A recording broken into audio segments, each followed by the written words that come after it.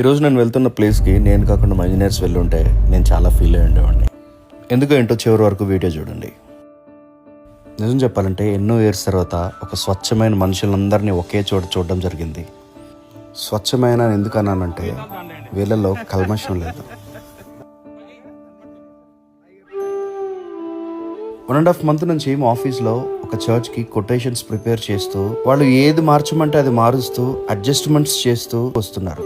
తీరా నా దగ్గరికి వచ్చి అది ఎవరైనా చూస్తే ఒక మారుమూల పల్లెటూరు.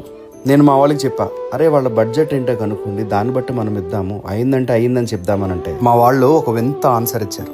మనం ఏమిచ్చినా వాళ్ళు భయపడుతున్నారు సునీల్ అన్న అని. ఇక్కడ భయం అనేది మనం ఎక్కువ కోట్ చేస్తున్నామని కాదు, అంత ఇష్టంగా కట్టుకున్న వాళ్ళ చర్చెస్లో మన రాయలైట్ స్టోర్స్ నుంచి కనీసం ఒక 4 స్పీకర్స్ అయినా పెట్టగలమా లేదా అని. అయితే నేనేంటంటే సరే చూద్దాం ఏమన్నా కానీ తర్వాత నేనైతే మీకు ఒక 50,000 సామాన్ నేను నా తరఫున నేను మీకు ఇస్తాను, ఓకేనా? నేను మీకు ఒక 50,000 అయితే చర్చ్ కోసం మీరు వచ్చినారు సార్ మాకు చాలా సంతోషం.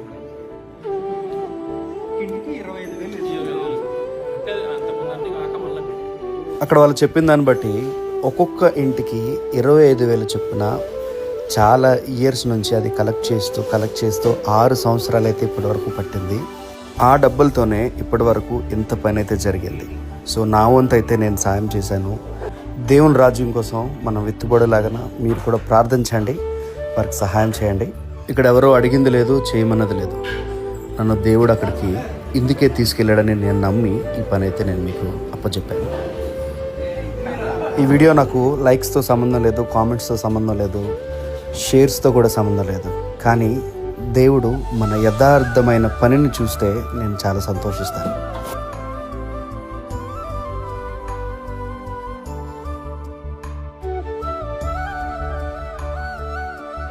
ఈ వీడియో చూస్తున్న మీలో ఎవరైనా కొంతమంది అయినా ప్రేరేపిస్తున్నట్టయితే డైరెక్ట్గా బ్రదర్ హానో గారిని మీరు సంప్రదించి మీ సపోర్ట్ని అందజేయండి.